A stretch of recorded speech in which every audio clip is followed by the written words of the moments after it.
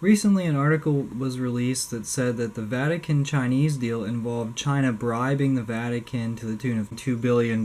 This information was disclosed by Chinese billionaire Guo Wengui. He fled to the United States after there were some criminal charges leveled against him in 2014. He was going to be arrested after allegations of bribing, kidnapping, money laundering, fraud, and rape. So the Vatican-Chinese deal has been discussed on this channel a number of times, most recently in my discussion with Brett and Ryan talking about Catholic persecution worldwide.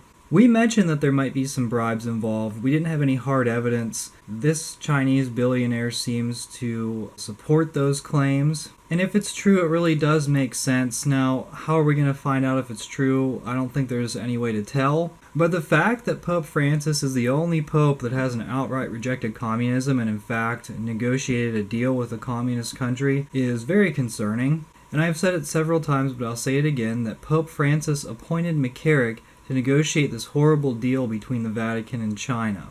Now, my primary concern with this information is the history of Mr. Guo. So apparently he profited substantially off of the 2008 Beijing Summer Olympics. Also, Mr. Guo said that China has this department that pays out huge bribes to a bunch of different countries and different corporations and individuals to cover up China's horrible record on human rights. He said that they had over $200 billion in which they pay out to different places every year. So if this is true, then the Vatican's $2 billion would be a small portion of China's overall payouts. Now, there was a study done in 2019 by the Australian Strategic Policy Institute which concluded that the Chinese government was attacking Mr. Guo on the internet, like on Twitter and different places, more than any other target, even the Hong Kong protesters.